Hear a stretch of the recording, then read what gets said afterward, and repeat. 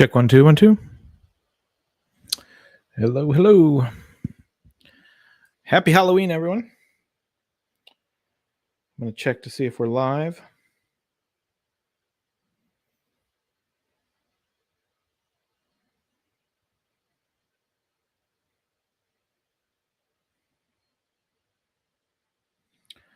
Check, check, check. 1 2. Huh. Says live. So what I wanted to do this evening is just talk to you about how I use Oqton Freeform when I am designing stuff. So this is a pretty unique thing. Not, we're not setting any land speed records or anything, but it's the first one I ever done of this. And so essentially what I have is, and you'll just follow along on the way. I literally have opened this file, looked at a couple things, and got to get my big head out of the way. Sorry about that. So we're in Oqton Freeform. So here's my scan that I have. Not amazing by any stretch of the imagination, but definitely workable. And here's the situation. I have a patient that wants to play baseball. This is what his left hand looks like. This is his glove side hand. So I'm trying to figure out, okay, so what can I do to create something for him?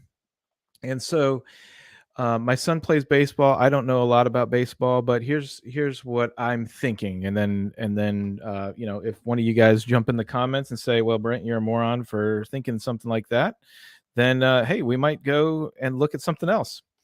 But so what I'm thinking right now is most of the time in a glove, not patients, but people will put two fingers into the pinky hole, and then a lot of times the third fingers are just kind of hanging out for the ride. So what I'm planning on doing is making one finger that goes off the two fingers, and then I'm going to extend the thumb as well. And I'm going to do everything in Multijet Fusion TPU, and that way when he squeezes, he'll have opposition for the glove. So let's kind of hop into what I've done so far. So I've created the trim lines. I've gotten these fingers out of the way because I don't need them. And then I've put the trim lines on. So what I'm planning on doing is something like this. So this is 2 millimeters of flexibility. It's covering the thumb and the two fingers, and the two fingers are going to be together. Let's see. Oh, no questions yet. Okay. And those two fingers are going to be together. And then I'm going to build an extension off of both fingers. And the idea is right here, I'm going to see if I can get away without doing a strap. But if I have to do a strap, it'll just be a quick C-fold double stick strap right there. So let's go ahead and get going into where I was headed next. So I've got my cut file. That's the one I do not touch. I've got my essentially my TPU socket. And I have this, I call it my thumb. And so I had a glove here, and I was just going to see, okay, so what does that look like? And I'm going to take a quick measurement. And, this is just me. It's Halloween night. I'm not doing anything, obviously. And so hang out for as long as you want, ask questions, what have you. Why am I? So there will be mistakes. I promise you that. Oh, I'm on the thickness. That's why. All right. So my thumb is roughly 61 millimeters. So I don't want to be that long. So this is 41. So I think I'm going to hang out there around the 41 millimeter mark. And then I'm going to take a look at that. And I'll put this over here. And then my pinky finger is roughly 61. And I think I'm going to go maybe about 45, something like that. So we'll hide these for a second here. So I'm actually going to take this piece, I'm going to duplicate it, and then I'm going to move it.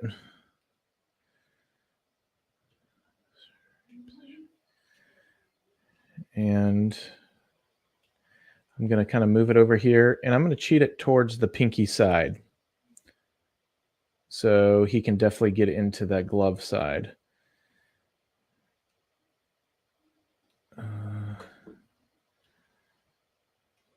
Let's move this up a little bit here. Let's turn that measurement back on and just see where I'm at. So really right in the ballpark of where I need to be. So let's just see. I'm going to flex that just a little bit.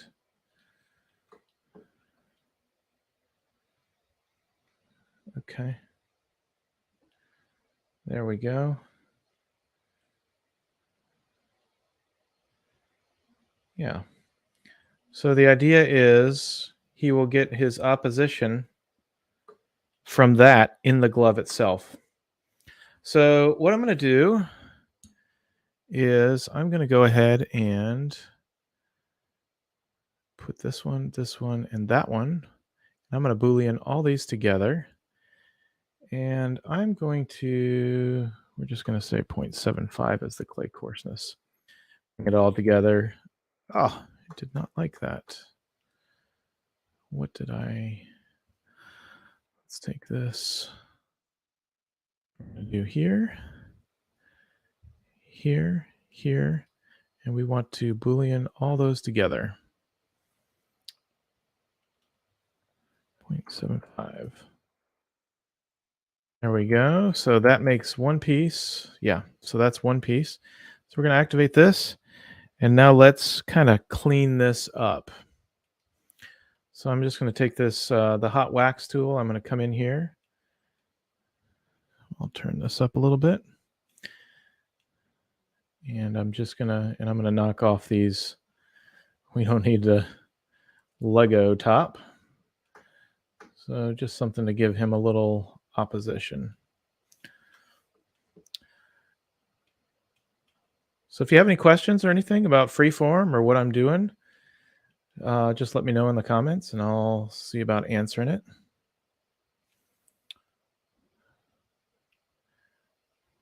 Again, happy Halloween to everyone.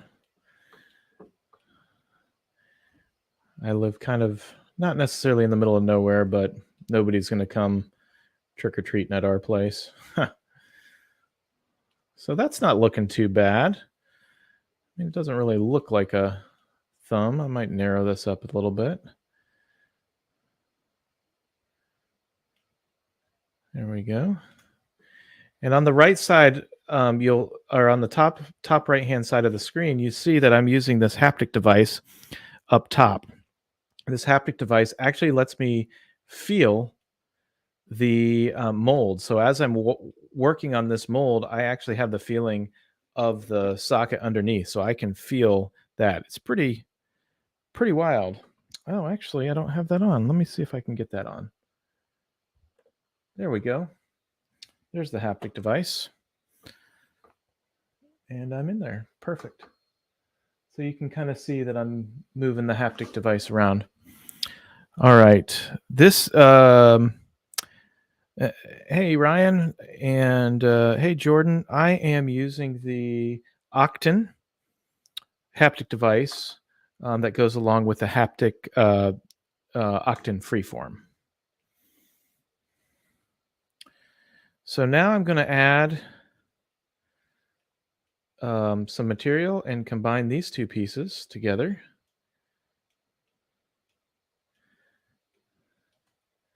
And all I'm trying to do is get a good blend here. Pretty wild, isn't it? I get amazed every single time I do this. I just really is a crazy thing. All right, so I've added that in. Now we're going to just do a little bit of blending here. And this is half art, Well, this one's mostly art. I mean, a little bit of science. I use the ArtTech Eva to scan his hand.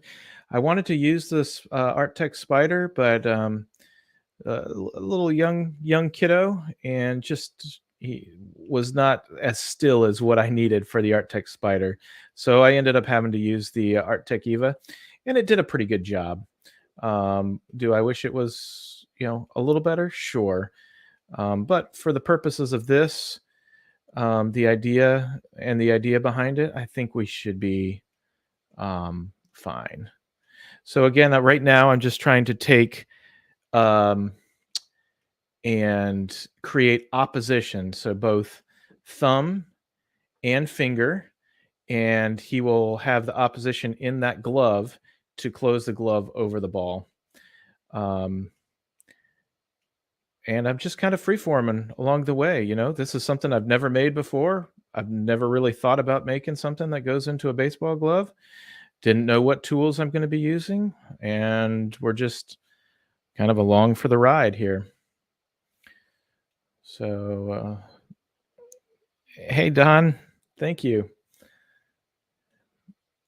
If you have any questions, let me know in the comments here. Boy, that looks like a fat thumb, but man, it's really not as crazy as. But I might narrow this up just a little bit. I'm using the hot wax tool here. A lot of people ask me, well, where's all the YouTube videos about Oqton Freeform and how to use it? And unfortunately, there's just not a lot in it. This is where a lot of people kind of hide their, for lack of a better term, intellectual property, and is within what Freeform does. And so there's just not a lot of people sharing what that looks like. So I am going to turn this on, and I'm not that one, the other one, the cut one. And I'm just going to see where I'm at. So this is what I'm at. So this is his hand in the glove itself. So you can see that I have this extension here and an extension here. And again, this is going to be multi-jet fusion BASF TPU. Will you use a standard baseball to see how it relates to the model? Yes. So I had a baseball glove, and it was actually my son's baseball glove, and it was just, I took some measurements, and then I also had take a look at how the finger position is in the baseball glove, and I just essentially tried to copy how he would be in it. So great question.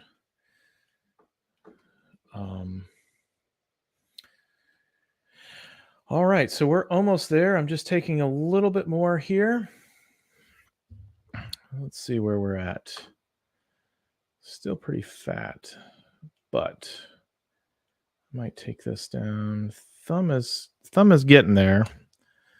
Not overly psyched about it yet, so just hang in there with me. And thank you for taking the time with me today. Again, if you have any questions, just drop them in the chat. A lot of people ask me about the cost of Freeform.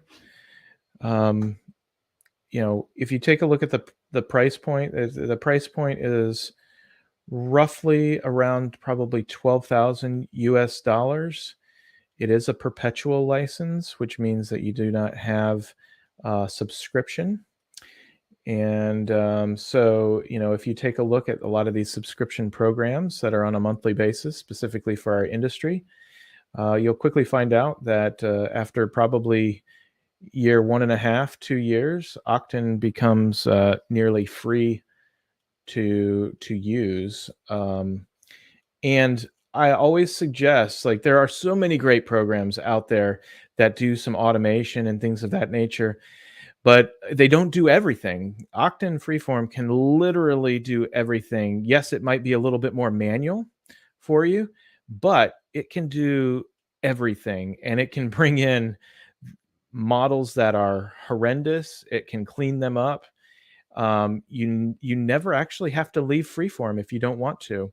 The only time that I leave Freeform is to do some sort of lattice structure or something of that sort. So let's see. I think we're getting there. Let's see what that looks like here. Yeah, I'm actually pretty happy with that. Pretty happy with that thumb there. Yeah, and again, most people will fit 2 or 3 fingers in the pinky hole to try to get their fingers away from the main part of the glove, 'cause, some of these kiddos throw really, really hard. Ben, that's super cool about the BASF grips. Yeah, that stuff is tough, real tough. Um, I love that he's using it. I love that you, um, put him to work with some of the chores, especially after he spilled the hot chocolate on the the Xbox controller. That's pretty funny. Good for you. So right now, I'm going to go ahead and duplicate this piece, just to make sure I always keep that. And I'm going to Boolean remove this, and I'm going to take it away from this piece here. Let's see what I'm left with. So this is what I'm left with, and that's looking pretty awesome. So I'm going to take this down to a clay coarseness of, we'll go a 0.3. And so the clay coarseness allows you to adjust the voxel uh, density. So when you're trying to get like big gross movements where you're trying to um, blend stuff together or what have you, you're gonna want to be at a higher clay coarseness. So my typical working clay coarseness is, when I'm blending stuff, is probably 1.5, and then when I'm starting to get a little bit finer, I will go down to, say, maybe like a 0.75 here, and then when I'm super fine, I'll be in like the 0.3, and where you want to be if you're going to be putting not Legos, logos or something like that. So this is what I'm left with here, and I'm really, really stoked about it, actually.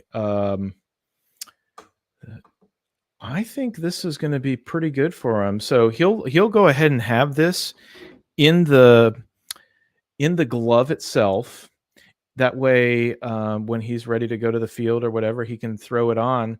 And my hope is that he actually does not need a strap across there, but I left this close just in case. And then once that strap goes across, I'm going to be suspending right here and right here, and that's not going anywhere. So I'm really excited about that. So let's just take a look on the inside, see how smooth that looks. Yep, area for both of the fingers there, area for his thumb. I like it a lot. So now we're going to send this off to be printed. So I'm going to save that. So let's just quickly go over the tools that I used to make this. Yeah, so exactly. 2 millimeters is kind of like where I like to hang out for some flexibility. Great point. 3 millimeters actually starts getting pretty rigid, so it's a quick jump. But I mean, I guess it makes sense too if you're adding a little over 30% of material. But 2 millimeters, especially once vapor polished, it gives you just enough flexibility versus rigidity, and I think it works out well. And then you can see that the only linkage I have between the two is back here, to allow that flex in the glove itself. So I think that should be pretty good. So as far as the tools that I used, I started off. Here's his original scan. So that kind of shows you what we've got going on here. And you're like, okay, well, what do you do with these other two fingers? Well, you just try to keep them out of the way. They're not going to go down deep in the glove. So I think this will be really, really great. Let me show you what this scan looked like. So this is the scan that I had, and you can kind of see where the creases are here. So I turned that into a clay file, and then I took those first two fingers away, and then I just kind of blended these to where I thought they needed to be. So let's just take a quick peek here. And I gave him a little bit more at the tip so he doesn't hurt himself there at the tip itself. I then used the curve tool to add my curve, and that was a journey in itself. It's a lot to think about, how you want those trim lines. So I went ahead and put the trim lines on almost like a rough draft, because what's neat is you can move those trim lines just by on the dots here. And so you've got these nodes that you can move those trim lines around. Once I got the trim lines in place, I then added, I use this, I call this the Lego tool. I did an offset here. I'm going to take these measurements off, to give me the offset here. And so that's its own piece. So I have the positive model and then the positive model with the offset. And then I started adding the finger extensions, and you can see that. And then from there, I blended all that together using the hot wax tool. And those finger extensions were actually just, there's a whole suite of primitives that you can use. So you can see all these primitives down here, even a torus, kind of ellipsoid, very, very cool, very useful tools while you're in there. I blended it all together, and then I used that original one to cut it away. And then I went from a 0.75 clay coarseness down to a 0.3. And you can see what that did to the edges of my model. I mean, it really kind of smoothed everything. And I could do one more smooth, but the reality is at 2 millimeters thick, once this thing gets printed, sandblasted, and then vapor polished, all this kind of irregularity will go away to one nice smooth curve. So now I'm going to send this to print. It's going to be Multi-Jet Fusion TPU. And then I really hope to keep you posted on this one. This one to me is very, very special. So Ryan asked, it will soften in game, though, as his hand gets warmer. Yeah, I wouldn't doubt it, but you're taking the glove on and off. So I don't know. It'll be interesting to see actually what happens. The beauty is it shouldn't be that expensive to print, as far as material cost. There's just not a lot of people that design for these kind of things. There's only a handful of people that do this. So I would say that this is probably, a first. I'm not saying that nobody's ever done something like this before, but I see that spot right there. See this? Now I'm being picky, but we're going to just fix that up real quick. So I'm going to take that hot wax tool, and we're just going to blend that real quick.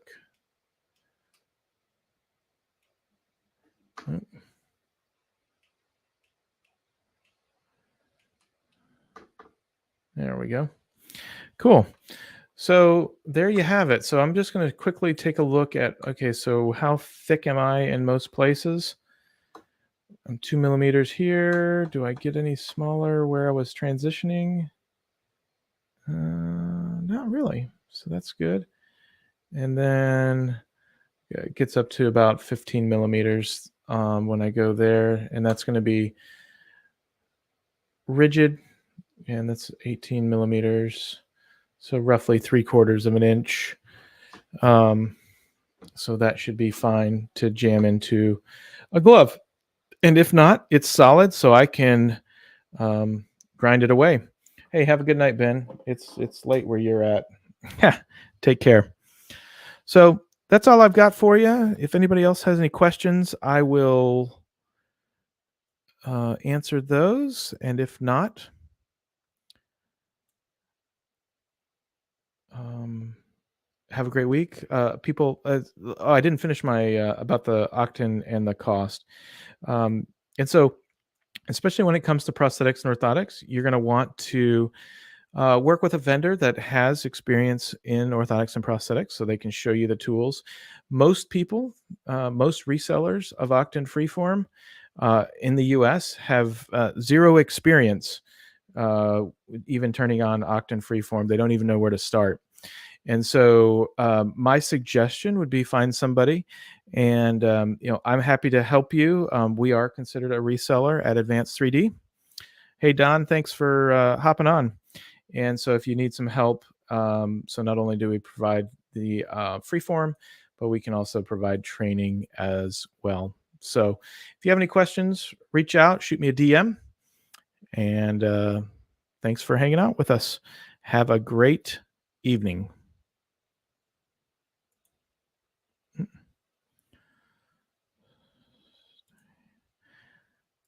In stream.